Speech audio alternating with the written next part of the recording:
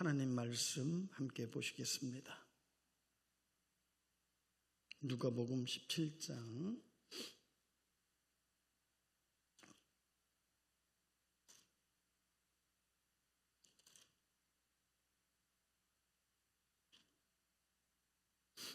11절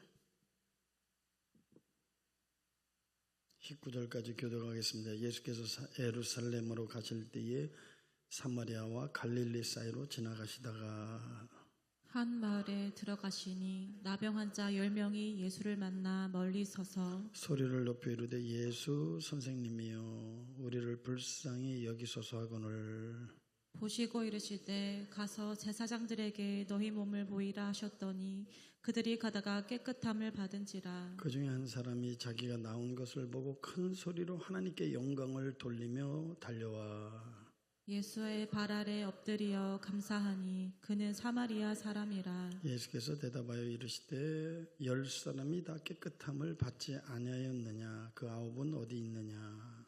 이 이방인 외에는 하나님께 영광을 돌리러 돌아온 자가 없느냐 하시고 다 같이요 그에게 이르시되 일어나 가라 내 믿음이 너를 구원하였느니라 하시더라. 아멘. 이번 주 한 주간 전 세계의 동향 그리고 한국 교회에 일어나는 현상들 또 이 대구 성시와 또 교회 성도들을 바라보면서 하나님 내가 어떤 기도를 하나님께 드려야 될까 그러면서 제 마음속에 떠오르는 영감은 하나님의 기적이 필요할 때다. 하나님의 기적이 무엇보다도 절실하게 필요한 그런 때가 아닌가. 우리 교회도 우리 성도들에게도. 여러분 착각하면 안 됩니다. 우리가 하나님을 믿는다는 거, 이 기독교는 그저 그냥 상식이나 윤리 도덕적인 인간, 마음의 수양이나 참다한 사람됨, 그거를 위해서 필요한 종교가 아니에요. 기독교는 그 이상의 진리가 담겨져 있고 인간이 해결할 수 없는 모든 문제의 해답이 하나님께 있는 것입니다. 성경은 한마디로 하나님의 기적으로 가득해요. 우리가 하나님을 믿는다는 신앙은 기적의 신앙입니다. 더군다나 21세기를 살아가는 이 시대 속에서 이 세상은 단순한 기적 정도가 아니라 더 큰 기적, 위대한 기적이 필요할 때라고 생각합니다. 그래서 오늘 본문의 이야기는 매우 중요합니다. 10명의 불질병 환자들, 나병 환자들이 예수님을 만나 치유받는 기적 이야기입니다. 그러나 이 사건 내용 속에 또 더 중요한 진리가 담겨져 있어요. 9명의 나병 환자는 그 나병이라고 하는 불치의 병, 육체적 이 질병을 치유받는 기적을 경험했지만 단 한 명의 사마리아 나병 환자는 육체 치유뿐만 아니라 영혼의 구원, 영혼의 치유까지 받는 더 위대한 기적, 더 큰 기적을 경험하게 됩니다. 그렇다면 우리가 이 본문의 말씀을 통해서 어떤 진리를 붙잡아야 되느냐? 우리가 하나님의 기적을 경험하기 위해서 무엇이 필요한가? 왜 이들에게 이런 기적이 일어났는가? 하나님께서는 그들에게 이런 은혜를, 이런 기적을 베푸셨는가? 사랑하는 성도 여러분, 이 이야기, 예수님이 2000년 전에 있었던 이 사건을 누가를 통하여 기록한 이유는 단순히 역사적으로 이런 이야기가 있었다, 예수님이 이런 일을 행했다라고 하는 게 아니라 오늘도 동일하게 기적은 일어난다. 예수님은 기적을 행할 수 있는 분이시다. 오늘도 이 말씀은 살아 역사하는 말씀이다. 오늘 이 말씀을 듣고 읽고 지키는 자에게 복이 있을 줄 믿습니다. 이 본문의 말씀의 배경을 먼저 살펴보겠는데요. 여러분들 17장 11절 한번 읽겠습니다. 예수께서 예루살렘으로 가실 때 사마리아와 갈릴리 사이로 지나가시다가 12절 또 띄워줄 수 있어요? 시작.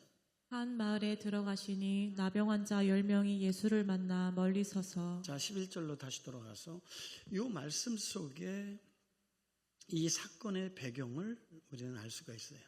예수님께서 예루살렘으로 가실 때에 예수님의 그 공생에 결국은 우리 예수님이 이제 33년이라는 공생의 생애 속에서 갈릴 지역이 한 60% 70% 사역이고 예루살렘 사역이 20-30% 정도의 사역인데 이때 이 시기는 어느 시기냐면 이제 갈릴리 사역을 다 마치고 예루살렘에서 최종 마지막 사역을 완성하기 위해서 이제 최종적으로 예루살렘으로 나가시다가 일어난 사건입니다. 그리고 두 번째로 사마리아와 갈릴리 사이로 지나가시다가 이 말씀은 사마리아와 갈릴리 경계를 지나가셨다 이런 뜻입니다.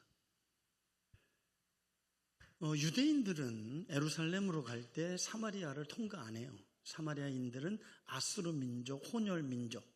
제가 어릴 때 미국 군인과 또 한국 여자 사이에 난 아이들이 저희 학교에 다녔고 또 친했어요. 틱이라고 이렇게 거무잡잡한 친구였습니다. 당연히 친구로부터 소외당하죠. 거부를 당하죠. 그래서 사마리아인들은 혼혈족이에요. 아수르의 정책에 의해서. 그래서 부정하다 그래서 유대인들이 그들을 상종하지 않았습니다. 그래서 갈릴리 지역을 피하여 요단 동편 우회하에서 보통 예루살렘으로 올라가지만 예수님은 갈릴리 지역으로 들어가셨어요. 그 경계 지역으로 갔다라는 말은 뭐냐면 오늘 이 사건의 그 배경의 주인공은 10명의 나병 환자, 나병인데요. 불치병이죠. 그러니까 이 나병 환자들은 그 유대 사회로부터 격리됐어요. 그 당시에 이 나병 환자에 대한 인식은 신의 저주다, 죄의 결과다, 부정하다. 그래서 사회로부터의 격리, 그래서 이제 유대 사회로부터 쫓겨나서 그 경계에 사는 거예요. 또 사마리아인 중에서 나병 환자가 또 쫓겨나서 또 그 경계에 사는 거예요. 그러면서 한 마을로 들어가셨다 이렇게 소개하고 있죠. 거기는 아마 나병 환자촌일 거예요. 제가 학생 때 우리는 12월 달 되면 우리 교회에 전통적으로 모찌떡을 팔아서 가난한 이웃들을 섬기는 그런 일을 했습니다. 그때 우리 동네 가까이에 나병 환자촌이 있었어요. 거기는 그 오염되는 그런 나병이 아니고요. 오염되지 않는 거예요. 그래서 자체적으로 돼지, 닭 같은 거 이렇게 파는데 우리가 거기 가서 모찌떡도 팔았는데 그 사람들이 너무나도 잘 팔아주는 거예요. 그래서 고아원, 양로원 이렇게 돕는 사역도 했습니다. 어쨌든 외롭고 고독하죠. 거기서 이제 고등학교 여학생복을 입고 버스에 타면 다 이렇게 좀 멀리하는, 경계하는 그런 모습도 기억이 납니다. 이렇게 하나님의 징계, 저주를 받은 사람들, 상종목탈 사람들, 이렇게 그들을 취급했는데 예수님은 그들에게 다가가셨습니다. 그리고 하나님이 은혜를 베풀어 주셨고 하나님이 10명 똑같이 치유하셨습니다. 우리는 이 사건의 배경 속에 구속사적인 진리가 담겨져 있다는 거죠. 자, 유대인과 사마리아인들은 서로 상종을 안 해요. 그런데 나병이라고 하는 이 공통적인 그 문제로 말미암아 그들은 함께 공동체 생활을 합니다. 나병이 유대인과 사마리아 경계를 무너뜨린 거예요. 나는 여기에 복음의 진리가 담겨져 있다고 생각합니다. 흑인이나 백인이나 가난한 자나 부한 자나 공산주의나 민주주의자들이나 죄의 결과로 우리는 사망과 하나님의 심판 가운데 놓여 있지만 주님의 복음을 통하여 우리는 하나가 되고 하나님의 거룩한 백성이 되는 줄 믿습니다. 인종과 사상과 경계의 벽을 허무는 거죠. 그게 복음의 능력이죠. 예수님은 유대인 9명, 사마리아 1명의 나병 환자에게 동일하게 은혜를 베푸셨어요. 이것은 요한복음 3장 16절을 성취하시는 사건이죠. 우리 요한복음 3장 16절 한번 고백해 볼까요? 하나님이 세상을 이처럼 사랑하사 독생자를 주셨으니 이는 저를 믿는 자마다 멸망치 않고 영생을 얻게 하려 합니다. 그러니까 이 사건을 통해서 하나님의 외침, 문둥이도 구원받을 수 있다. 문둥이도 하나님의 자녀가 될 수 있다. 굿뉴스죠. 그게 복음이죠. 그래서 이 사건을 통해서 예수님의 사역이 확장되는 걸 볼 수 있어요. 유대, 예루살렘과 유대와 사마리아. 그리고 이제 12사도를 통하여 온 땅 끝까지 이 복음은 전파되어야 하리라. 우리는 이 말씀 앞에서 우리 자신들을 좀 성찰해 봐야 됩니다. 교회 나왔다? 나왔다고 해서 구원이 따놓은 당산이고 천국에 저절로 들어가는 게 아니에요. 근데 오늘 이 사건을 통해서 10명의 나병 환자가 이 불치병을 치료받는 기적을 경험했지만 단 1명만 구원받았다는 거죠. 이건 엄청난 메시지가 있는 것입니다. 그러면 1명의 사마리아인, 그것도 유대인이 아니고 사마리아인 한 사람만 구원에 이르는, 여러분 육체 치료도 중요하지만 우리가 영혼의 치유, 영혼의 구원은 더 중요한 줄 믿습니다. 최고의 기적은, 위대한 기적은 바로 영혼의 구원입니다. 이 1명 사마리아 한 사람만 이 구원에 이르는 더 위대한 기적을 경험하게 됩니다. 우리는 현재 전 세계적으로 또 국가적으로 또 우리 성도들 보면 개인적으로 경제적인 면으로 국난의 시대, 총체적 위기 가운데 있습니다. 우리 모두가 겪고 있는 여러 가지 난제, 그 난제들로 인하여 우리는 고통과 슬픔과 어려움을 겪고 있습니다. 이 국난의 시기에 이런 총체적 위기를 극복할 수 있는 성경적 비결은 절대 믿음, 절대 순종, 절대 감사. 이 세 가지만 있으면 이거를 극복할 뿐만 아니라 하나님의 기적을, 하나님의 축복을 경험하게 될 줄 믿습니다. 자, 나병이라고 하는 불치의 병, 그것 때문에 사랑하는 사람과의 격리, 마지못해 죽지 못해 살아가는 인간 이하의 삶, 이 나병 환자들, 그러나 이 사람들이 어떻게 이런 난제, 나병이라고 하는 이 총체적 위기, 이 문제를 극복하고 기적 인생, 이제 다시 나병으로부터 해방되어 사랑하는 사람의 품으로 다시 원위치 회복되는 이 기적이 어떻게 일어날 수 있었을까? 여기에 엄청난 진리가 담겨져 있는 거예요. 첫째는 따르다 절대 믿음이 필요합니다. 뭐가 필요하다고요? 그렇습니다. 어떤 국난, 어떤 위기, 어떤 어려움 속에서도 극복할 수 있는 절대적 원리는 따르다 절대 믿음. 우리 17장 13절 한번 볼까요?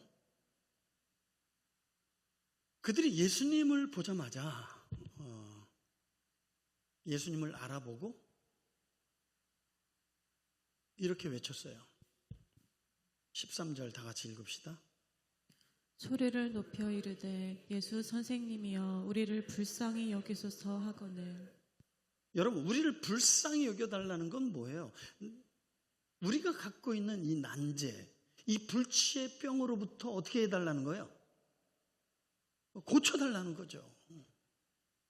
그러면 이 나병 환자들 마음속에 뭐가 있었다는 거죠? 뭐가 있었어요? 예수님에 대한 뭐가 있는 거야? 믿음이 있는 거죠. 10명은 공통적으로 저 예수님이라면 고칠 수 있을 거야. 그리고 그 믿음이 있었으니까 외쳤죠. 그죠? 나를 고쳐주세요. 긍휼히 여겨주세요. 그때 예수님이 14절 한번 보세요. 보시고 이르시되 가서 제사장들에게 너희 몸을 보이라 하셨더니 그들이 가다가 깨끗함을 받은지라. 아멘. 그러면 예수님의 명령이 나병으로부터 너는 자유해라, 깨끗함을 받아, 이렇게 하지 않고 제사장에게 보여라 이렇게 말씀하셔요. 이것은 예수님께서 유대 사이의 정결 예식을 정확하게 알고 있는 거죠. 문둥병이 어느 날 갑자기 나았어요. 나았다고 해서 다시 사회로 복원되는 게 아니에요. 제사장이 이 환자는 나병으로부터 치유받았다라고 하는 선언이 필요해요. 그때만이 다시 사회로 복원될 수 있어요. 너무나도 예수님은 잘 아시죠. 그래서 제사장에게 내 몸을 보이라고 했어요. 그러면 사랑하는 성도 여러분, 이 문둥병은 현재 낫습니까? 안 낫습니까? 안 낫잖아요. 안 낫지만 나을 줄 믿고 제사장을 향해서 나가는 거죠. 믿음이 있었다는 거야. 자기의 몸은 여전히 뭐예요? 나병 상태예요. 그렇지만 제사장에게 보여라 라고 했을 때 치료받을 줄 믿고 순종하는 거야. 그들 속에 치유받을 만한 믿음이 있었다는 거야. 하나님이 보시는 거는 믿음이다. 믿음은 하나님의 능력의 접선 도구다. 그렇지만 우리가 여기서 한번 고민해야 될 숙제가 하나 있어요. 이 9명의 나병 환자들이 믿음으로 육체의 질병을 치유받았습니다. 그러나 나병 환자들이 육체의 질병을 치유받고 믿음은 거기서 멈춰버렸어요. 그러니까 자기 문제가 달성되니까 그냥 믿음이 소멸돼 버린 거예요. 자, 여기에 함정이 있는 거예요. 이런 사람의 믿음을 철학자 니체는 지팡이의 믿음이다. 뭐라고요? 지팡이 믿음에 불과하다라고 비판했어요. 이 기독교인들의 신앙을 아주 이렇게 비판하는 그런 이야기죠. 힘들 때, 어려울 때, 약할 때, 문제 있을 때 하나님을 붙잡고 있다가 문제가 해결되고 건강해지고 회복되어지면 지팡이를 던져버리는 지팡이 믿음. 바로 9명의 나병 환자는 지팡이 믿음. 이거를 존 보녀는 따라합시다. 일시 믿음. 뭐라고요? 일시 믿음, 일시 은혜라는 거예요. 언제 어떻게 사단의 유혹을 받아 떠날 수도 있어요. 우리는 오늘날 현재 교회의 모습을 보면 교회 난민들 믿다가 실족해서 교회 나오지 않은 사람들을 무수히 보고 있어요. 이런저런 핑계가 있지만 그들 속에는 절대 믿음이 없는 것입니다. 일시적 믿음만 있을 뿐이에요. 왜 절대 믿음이 필요하냐? 오늘날 이 교인들이 교회에 나와서 예배한다, 기도한다, 봉사한다, 헌금한다. 그 믿음이 있는 거예요. 믿음이 없는 사람은 그 정도 못해요. 믿음이 있으니까 예배드리러 오고 헌금하고 봉사합니다. 근데 그들에게는 왜 삶의 변화, 이 기적의 경험이 없을까요? 왜냐하면 그들이 충분히 그리고 온전히 주님을 따르지 않기 때문에, 절대 믿음이 없기 때문에 그렇습니다. 지팡이 믿음이기 때문에 그런 거예요. 근데 한 명의 나병 환자는 주님을 향하여 절대 믿음을 가지고 있었습니다. 단순히 예수님을 의사로만 생각한 게 아니고 오늘 본문의 말씀에 17장 16절의 말씀, 18절의 말씀을 통해서 한 명의 사마리아 나병 환자는 남다른 믿음, 주님을 향한 절대적 신앙, 믿음을 갖고 있었다라는 증거를 우리가 찾을 수 있어요. 16절 한번 읽어보겠습니다. 예수의 발 아래 엎드려 감사하니 그는 사마리아 사람이라. 18절. 이 이방인 외에는 하나님께 영광을 돌리러 돌아온 자가 없느냐 하시고. 다시 16절로 돌아가 봅시다. 여기 보니까 예수님의 발 앞에 엎드렸다. 이거는 경배했다, 예배했다, 찬양했다, 영광을 돌렸다라는 거예요. 이것이 예배의 본질이에요. 누가 참 예배, 하나님 앞에 참된 예배를 드릴 수 있습니까? 여러분 보세요. 그 발에 엎드려 하나님을 경배한 이 나병 환자의 신앙은 따라합니다. 주권적 신앙. 무슨 신앙? 주권적 신앙입니다. 그러니까 예수님을 주님으로, 퀴리오스, 주권자로 인정하는 신앙이에요. 아멘. 주님을 향한 절대 믿음은 예수 그리스도를 주권자로 신뢰하는 사람, 거기에서 절대 믿음이 나오는 거예요. 예수님이 나의 진정한 주님이 되십니다. 그분을 향한 절대적 신뢰 속에서 절대 믿음이 나오는 거예요. 그러면 주권자 신앙이 뭐냐 하면 이거예요. 그분의 뜻이 나의 삶의 방향이 되는 것. 뭐라고요? 그게 주권적 신앙이에요. 내가 좋든 싫든 원하지 않든 나에게 어떤 유익이 있든 없든 하나님의 그 뜻이 나의 길이 되고 삶의 방향이 되는 거예요.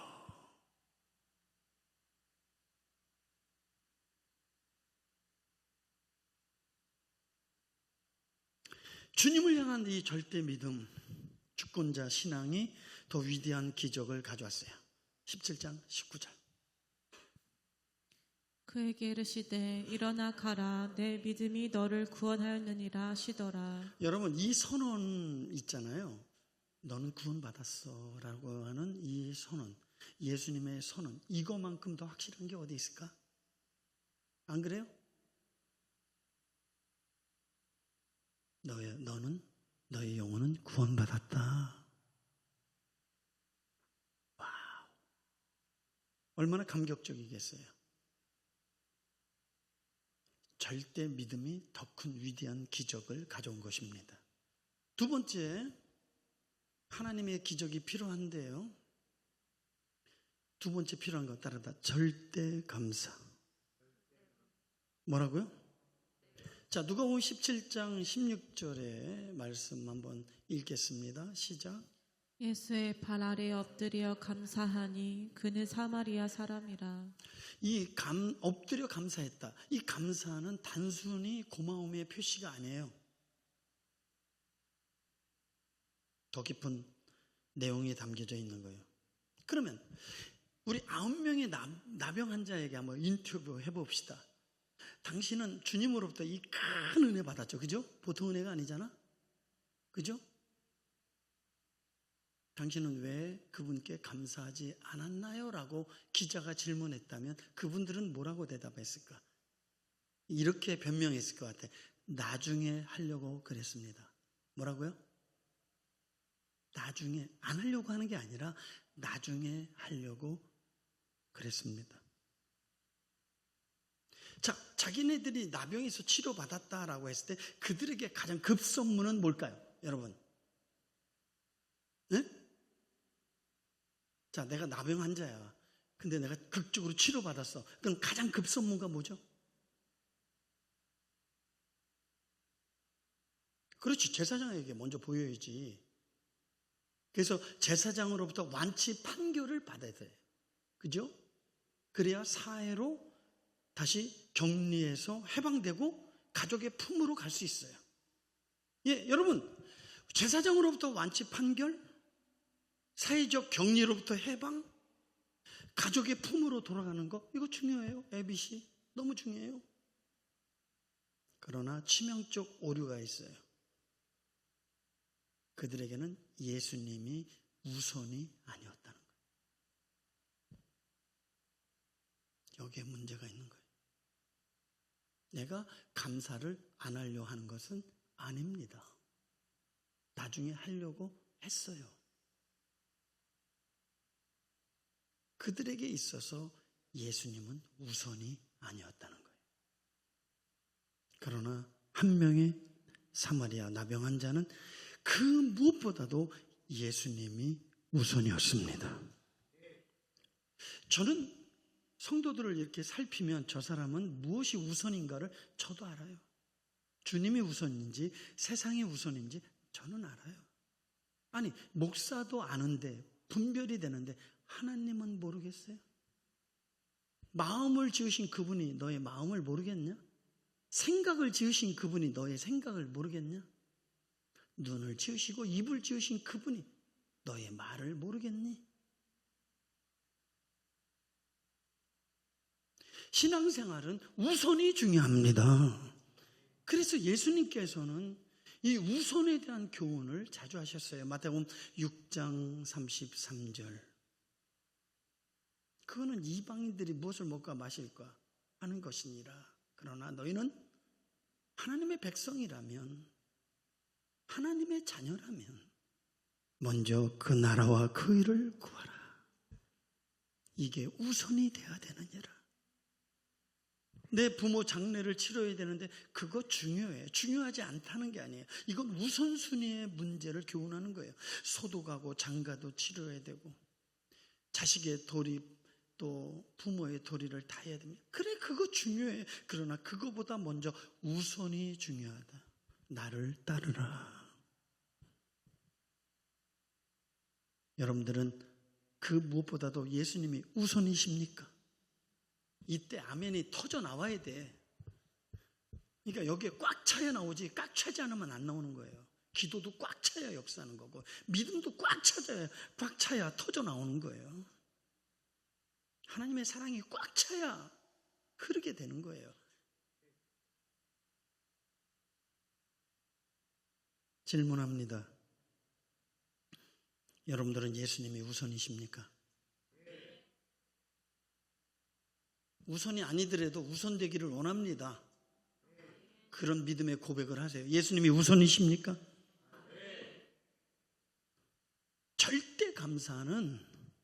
절대 주권적 믿음에서 나오는 거예요.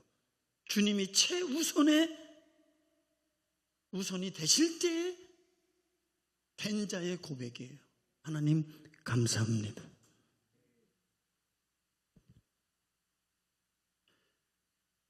절대 감사가 주님으로부터 더 위대한 기적, 더 큰 기적을 체험으로 이끌었어요. 우리 한번 17장 19절 한번 다 같이 읽겠습니다. 그에게 이르시되 일어나 가라 내 믿음이 너를 구원하였느니라 하시더라. 할렐루야. 마지막 세 번째 총체적 위기, 난제를 극복할 수 있는 절대적 성경적 요소, 절대 믿음, 절대 감사, 절대 순종.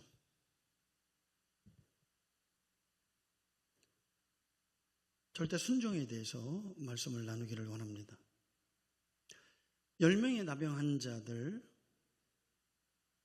자기가 아직 치유되지 않는 현상이었지만 치유된 것을 보지 않고 예수 그리스도의 말씀에 의지하여 순종함으로 하나님의 기적을 체험합니다. 이거를 신학적으로 따르다 선행적 순종. 뭐라고요?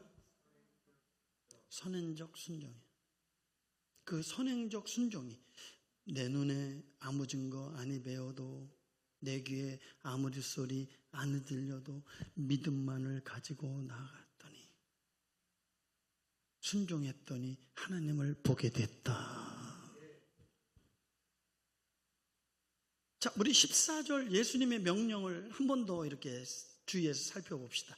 자, 17장 14절 시작. 보시고 이르시되 가서 제사장들에게 너희 몸을 보이라 하셨더니 그들이 가다가 깨끗함을 받은지라. 자, 나병 환자, 나병병으로 코가 문드러지고 귀가 문드러지고 손발이 썩어 문드러지고 온몸에 악한 악성 종양들이 붙어있는 그들에게 있어서 너의 몸을 제사장에게 보여라 라고 하는 이 명령이, 자, 오늘날 이 시대 포스트 모더니즘 시대, 르네상스 이성주의 시대, 인본주의 시대를 지나서 지금은 그 포스트 모더니즘 시대, 인간의 이성이 절대적 진리다. 그 사상이 여전히 이 사회를 주도하고 있는데요. 인간의 이성, 과학적 실제적 데이터, 증명된 과학적 증거, 검증된 거, 그 다음에 의학적 관점에서 볼 때 예수님의 이 명령이 여러분 어떻게 생각해요? 황당하지 않아요? 미련하고 어리석어 보이지 않아요? 오늘 이 시대를 살아가는 21세기의 많은 사람들, 여러분들도 예외가 아니에요.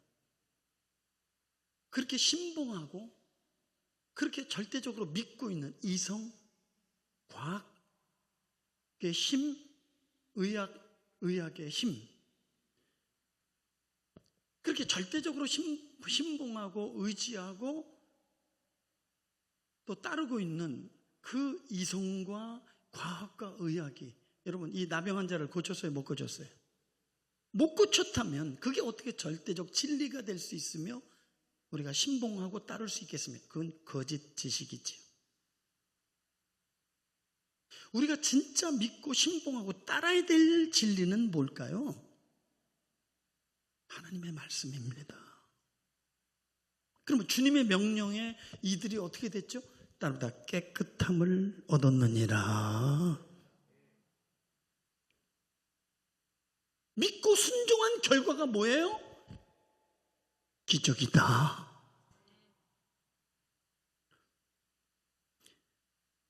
한번 크게 외쳐봅시다. 절대 순종은 예배로 증명된다.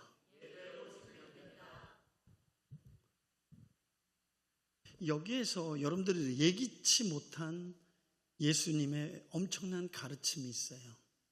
이 월십이라고 하는 단어예요. 엎드려 경배했다라고 하는. 절대 순종은 예배로 증명되는 거예요. 이 월십이라고 하는 이 단어는 월스라고 하는 단어에서 온 거예요. 가치라는 거죠. 가치. 인간은 가치관, 어떤 기준에 의해서 판단하고 결정하고 선택해요.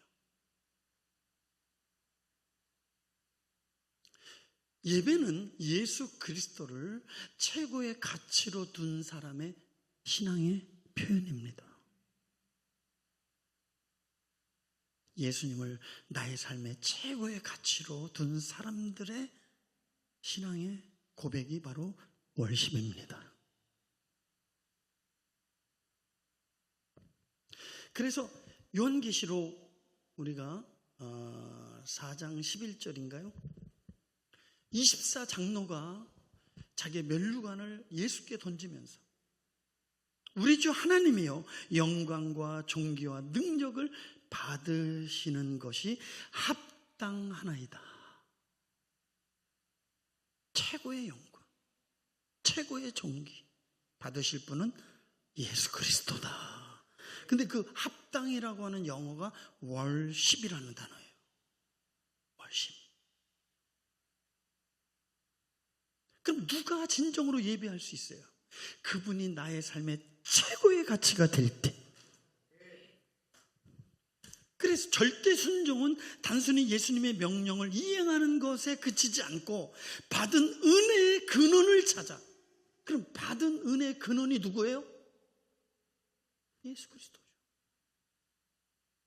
받은 은혜의 구원을 찾아 전인격적 예배하는 것, 그게 절대 순종의 단계다. 그것이 더 위대한 기적과 축복으로 이끌었다. 할렐루야. 주님이 여러분들에게 한번 질문을 던져봤으면 좋겠어요. 너는 내가 진짜 이 세상의 그 어떤 것보다도 가장 소중한, 가치 있는, 귀중한 존재이냐?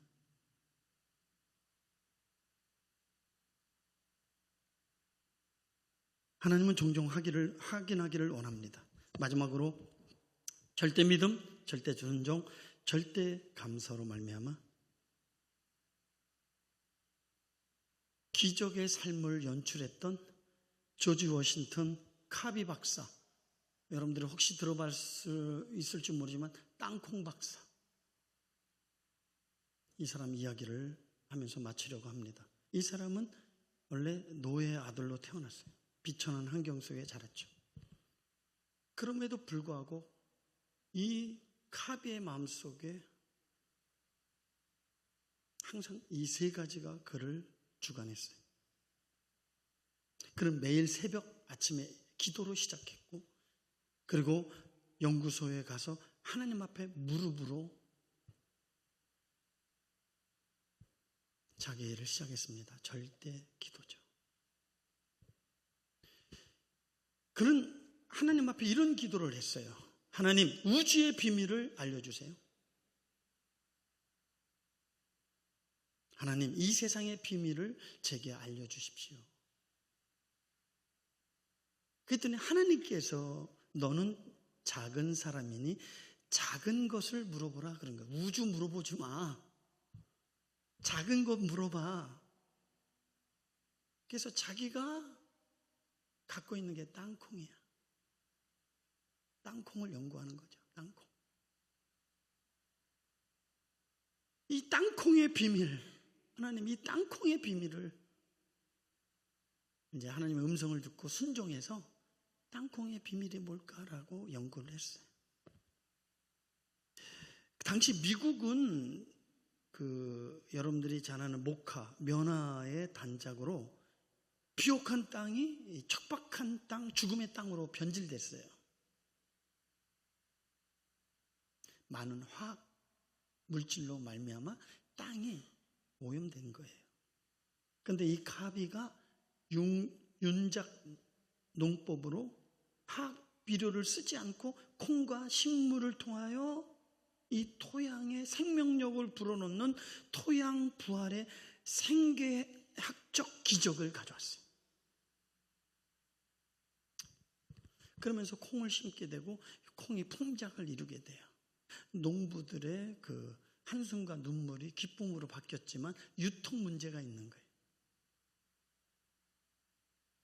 그래서 또 시리의 좌절에 빠졌어요. 그때 이 가비는 하나님께 기도했어요.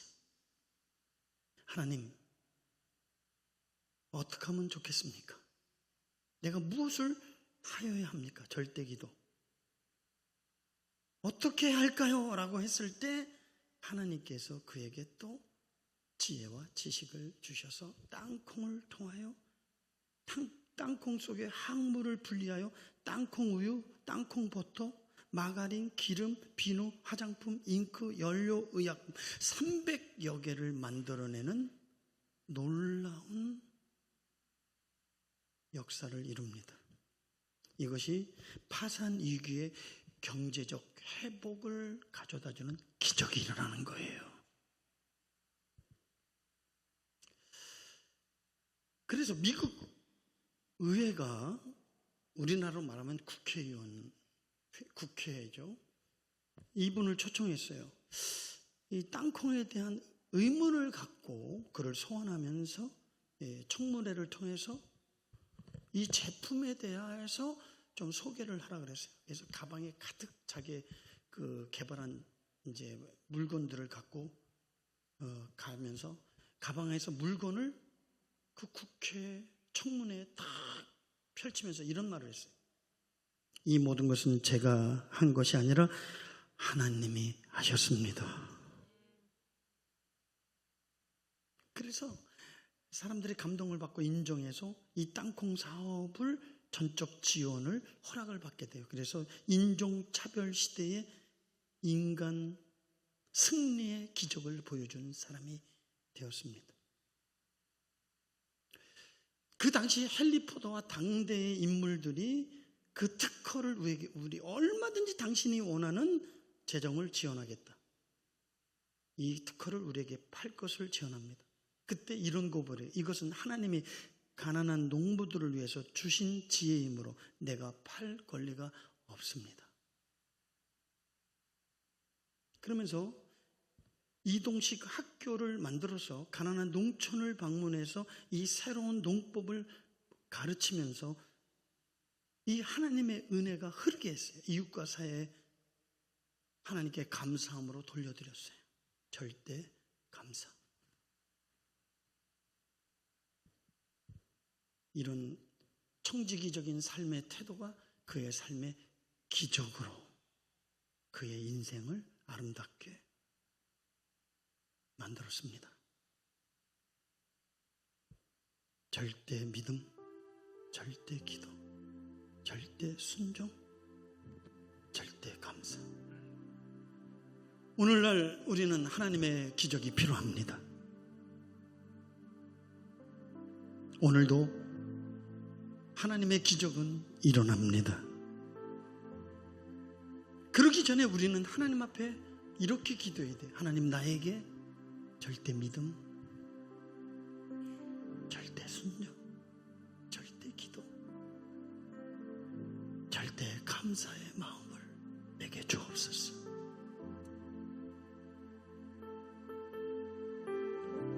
이 말씀을 증거하다가 기적이라는 찬양을 유튜브에 쳐봤어요. 그 중에 제 마음에, 제 눈에 들어온 찬양이 이성훈 집사가 알고 있든지 모르고 있든지 이걸 불러줄 수 있겠냐고 내가 요청을 했더니 이걸 하려고 오래전부터 준비하고 있었던 노래 중에 한 가지다. 기적을 만드는 분이라고 하는 찬양이에요. 여기 운행하시는 주 경배, 주 경배, 주 여기 역사하시네 주 경배, 주 경배. 세계를 만드시는 분, 그 기적을 행하시는 분, 그는 우리 하나님. 약속을 지키시는 분, 어둠 속을 밝히시는 분, 그는 우리 하나님. 아멘. 주의 마음 만지네 주경배 주경배 주리 치유하시네 주경배 주경배 주리 새롭게 하네 주경배. 우리 다 같이 일어나겠습니다. 찬양과 경배를 받으실 분은 하나님입니다. 주리 회복시키네 주경배 주경배 새 길을 만드시는 분, 큰 기적을 행하시는 분, 그는 우리 하나님. 약속을 지키시는 분, 어둠 속을 밝히시는 분, 그는 우리 하나님. 믿습니까? 그분이 우리 하나님입니다.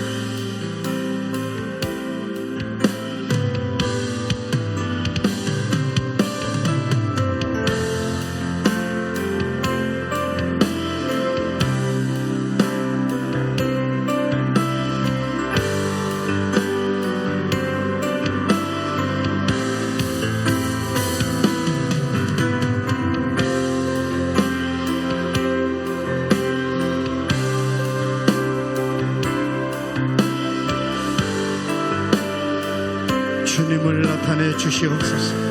이곳에 운행하시고 말씀하옵소서.